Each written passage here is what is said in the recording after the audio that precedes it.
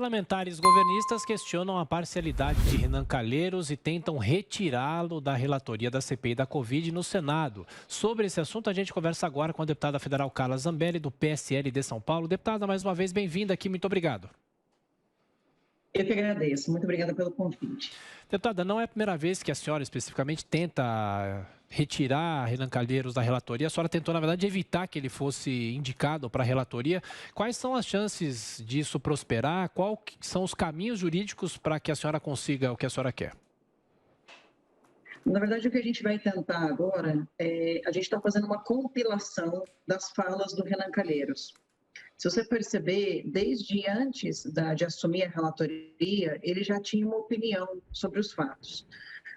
E a gente percebe que na condução do Renan Calheiros, e até o presidente Omar Aziz tem deixado ele conduzir dessa forma, ele tem interferido em várias coisas. Por exemplo, na semana passada, o Eduardo Girão fez um pedido para que o diretor-geral da Polícia Federal e pessoas envolvidas nas investigações dos mais de 60 inquéritos abertos contra os governadores, que eles fossem convidados para participar da CPI e então pudessem dar seu testemunho a respeito dos inquéritos. Afinal de contas, é uma CPI, né? Uma comissão parlamentar de inquérito. Então, fez o convite, quem deveria responder, né, e colocar isso em votação é o presidente. Eu sou presidente de uma comissão, eu sei como funciona um requerimento numa comissão. E ele simplesmente, o Renan simplesmente entra na conversa, atravessa a conversa e começa a dizer que não, que uma pessoa da Polícia Federal não pode ser chamada para a CPI. Isso é gravíssimo. A gente fez uma compilação dessa conversa, inclusive o Magno Malta fez um vídeo sobre isso. Mas esse é só um dos fatos, né? Tem também o dia da oitiva do Fábio Van Harten, né? Ele perguntando ali, ele não queria ouvir o que o Fábio tinha a dizer, né? A resposta, ele queria um sim ou não. E muitas vezes, acho que vocês podem concordar comigo, você não tem simplesmente um sim ou não para falar. Você tem algo a compor na sua resposta, né? E a gente percebe que o Renan Calheiros quer dirigir as respostas. Quando o depoente fala prejudicando o presidente Bolsonaro, ele aceita. Aí são flores, né? Só flores.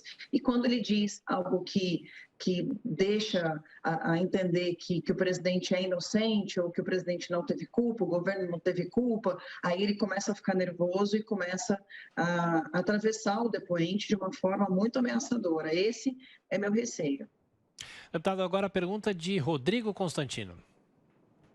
Bom dia, deputada. Pegando um gancho nisso que a senhora acabou de falar, o senador Girão queria convidar um diretor da Polícia Federal e eu lembro muito bem da resposta do relator, do senador Renan Calheiros, que de repente passou a ser tratado como um bastião da ética por uma ala da imprensa. Ele disse que isso era uma coisa muito séria. Chamar alguém da Polícia Federal e de uma instituição respeitada era uma coisa muito séria. Deputada, isso é algum tipo de ato falho que confessa que a CPI, portanto, não é séria? É circense? Nossa, Rodrigo, você tocou no ponto, assim, exato. Essa é uma das coisas que eu ia questionar. Dizer que é sério e usar isso como argumento para não levar a pessoa na CPI é dizer que a CPI não está sendo séria, né?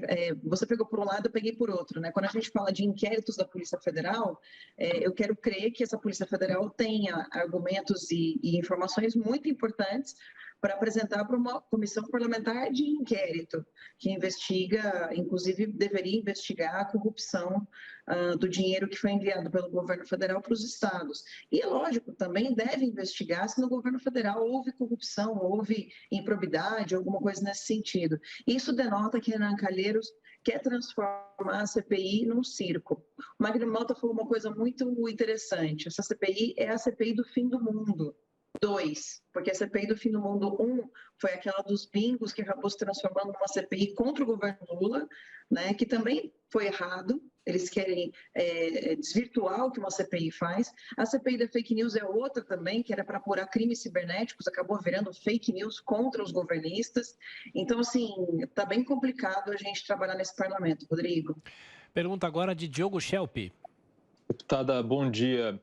Deputada, apesar do acesso ao recinto na CPI, né, o recinto onde ocorre a CPI da Covid, ser restrito a senadores e seus assessores, a senhora esteve na semana passada lá durante o depoimento do ex-secretário de Comunicação, Fábio Weingarten, e discutiu com alguns senadores e tal.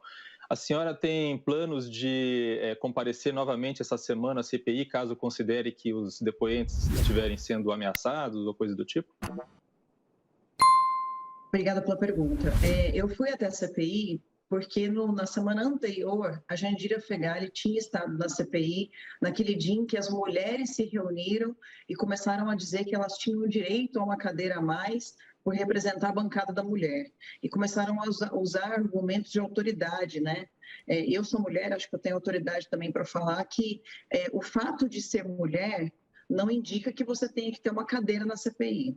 E essa CPI ela é indicada pelos partidos. Então, se cada partido não indicou uma mulher, isso é culpa do partido, não é culpa da CPI, não é culpa do presidente da CPI, muito menos isso indica que tem que ter uma cadeira a mais para uma mulher.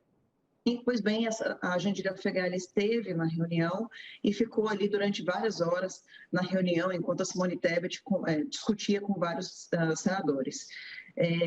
Diante disso, o fato da Jandira Fegali ter estado lá, eu achei que eu tivesse também o direito de poder estar lá. Mas a diferença, Diogo, aqui, mulheres que são governistas não são bem-vindas. Mulheres que são para poder fazer a CPI se transformar num circo, para poder apoiar uma mulher que naquele momento queria usar do seu argumento de autoridade para participar da CPI, inclusive falar em primeiro lugar. Imagina só, agora a gente vai ter também uma sequência de falas de acordo com o gênero da pessoa, né? Então, bem complicado. Daqui a pouco a gente vai ter também a bancada dos trans dizendo que eles têm que participar da CPI, e aí vai ter a bancada dos... É importante que a gente tenha um critério. E aí eu estive lá para apoiar o Fábio Weingarten. Eu acho que a gente não pode abandonar os nossos soldados pelo meio do caminho. Ele pode ter saído do cargo, mas ele é um apoiador do presidente Bolsonaro e eu estarei lá em todos os momentos que apoiadores forem ameaçados. Eu vi de longe que o Renan Calheiros estava começando a ameaçar o depoente e fui pessoalmente. Eu só interferi e só conversei com o Renan Calheiros no intervalo. Durante o período da CPI, eu não falei, eu simplesmente não emiti nenhum comentário. Agora, quando houve aquela quebra de sessão ali durante 5 minutos, que inclusive foi porque o clima esquentou bastante, o Marcos Rogério foi até os senadores e disse que eles estavam ameaçando o Fábio. E aí o Renan Calheiros colocou o dedo assim e disse, não, eu não ameacei. Aí o Marcos Rogério também colocou o dedo e disse, ameaçou sim. Aí o Renan Calheiros vira para o Marcos Rogério e fala, você não aponte o dedo para mim. Aí eu virei e falei, Renan, quem está apontando o dedo é o senhor. E ele estava nesse momento assim. Aí ele baixou a mão e perguntou, quem é a senhora? Aí eu falei, Carla Zambelli, deputada Carla Zambelli. Ele disse que eu não tinha o direito de estar ali. Aí eu falei, então o senhor me expulse. Se o senhor tiver toda essa autoridade de coroné que o senhor disse que tem, me expulse. E ele pegou, virou as costas e saiu, não teve coragem de expulsar. Eu estarei, sim, em todos os momentos ali, porque uma vez que a Jandira Fegali foi bem-vinda, eu acho que todos os deputados devem ser bem-vindos, sim, pelo menos para escutar e ver o que está acontecendo. Deputada, existe a intenção de questionar a parcialidade de outro integrante ali do colegiado da comissão? Por exemplo, a gente sabe que o Omar Aziz foi investigado em 2016 pelo Ministério Público por desvio, inclusive na área da saúde. Vocês têm intenção de fazer esse tipo de questionamento também? Vai depender um pouco da condução dele, né? A gente tem, eventualmente, eu tenho postado um ou outro Twitter envolvendo o nome do presidente Omar Aziz. Eu acho que no dia que o Renan Calheiros quis prender o Fábio, ele disse que ali não haveria prisões. Eu acho que foi um posicionamento correto. Ele tem se comportado de uma maneira que não é esperada de um presidente. Tá? E assim, eu tenho como falar isso, porque eu, como presidente da Comissão do Meio Ambiente, por diversas vezes, eu confesso aqui para vocês, eu tenho vontade de direcionar para o que eu penso na minha ideologia, né? Mas um presidente não pode fazer isso. Um presidente de comissão, ele tem que ser correto, ele tem que ser justo, ele tem que equalizar o discurso de todos. Então, a gente vai observar e os integrantes, os demais integrantes, é normal que haja, e isso tem que acontecer, um debate ideológico, um debate de ideias, e normalmente isso acontece, não tem problema nenhum, em que um senador faça um ataque direto ao presidente da República. Isso daí a gente consegue entender, é normal do discurso, é normal do jogo. Mas o presidente e o relator, eles são juízes ali. Né? O presidente, ele é um mediador, deveria ser completamente imparcial. E o Renan Calheiros, ele está ali como juiz, né? Como promotor, ele está ali para poder dar o resultado daquela investigação. E no momento que antes mesmo de começar a investigação, ele já começa a emitir juízos de valor, né, dizendo quem é o culpado, colocando plaquinha de quantas pessoas morreram, não com o intuito de saudar ou, enfim, trazer uma mensagem para as vítimas de conforto, mas para poder tripudiar, entendeu, em cima das mortes. Sim. Eu até fiz uma postagem com um prisma da quantidade de vacinas, né, distribuídas. Daqui a pouco a gente pode fazer um prisma da quantidade de valores distribuídos, né, no auxílio emergencial, ou para a Covid, ou para a saúde, ou na isenção dos impostos que os governadores tiveram. Então, assim, há várias outras formas de olhar, né? Eu prefiro não fazer política em cima de cadáveres. Já o Renan Calheiros faz e tripudia das famílias que perderam os seus entes queridos. Deputada, rapidamente para a gente fechar a nossa entrevista, eventualmente, se Renan Calheiros for retirado da relatoria, um relator provavelmente será também da oposição ao governo, porque a oposição lá é maioria. Aí como é que fica essa situação? Na verdade, o que eu estou pensando em fazer como a gente já percebeu que judicialmente vai ser muito complicado tirar o Renan Calheiros dali, o que a gente vai fazer depois que o relatório ficar pronto, ele normalmente vai para o Ministério Público. O que a gente vai fazer é questionar o relatório, questionar a forma como o relatório foi construído. Porque esse relatório, ele assim, eu não tenho dúvidas de que o Renan Calheiros vai ser parcial em relação à construção desse relatório. Eu quero estar errada. Eu gostaria muito de estar errada, eu gostaria muito de que nós nos surpreendêssemos no final, quando o Renan Calheiros apresentasse esse relatório. Então, a ideia, na verdade, não é questionar durante a CPI, porque eu acho que a CPI tem que acabar rapidamente. Esse tipo de comissão parlamentar de inquérito, ela não pode se arrastar por mais de 90 dias. Eles precisam fazer isso com velocidade. Por exemplo, a gente vai ver hoje o depoimento da Mayra, né, que é secretária de Saúde. Ela entrou na justiça, vejam vocês, para poder ter o direito de responder conforme ela quiser. Porque o Renan Calheiros está colocando as perguntas de forma que o depoente tem que responder sim ou não. E ela quer o direito de não só responder sim ou não, mas sim poder discorrer sobre a sua ideia e responder conforme o seu pensamento, que o Renan Calheiros ele fica cortando o depoente. Se a pessoa não responde, olha, não é bem assim, não é sim ou não. O Fábio tentou fazer isso, ele disse, diga sim ou não, diga sim ou não. Começa a gritar com a pessoa, sabe? Isso daí a gente não vai aceitar, mas infelizmente durante o decorrer da CPI não tem muito o que fazer, a não ser, é claro, que isso vire algo que assim, pior do que já está, não sei se tem como ficar, mas pior do que já está. Mas a ideia realmente é questionar isso lá na Justiça quando o relatório for para o Ministério Público.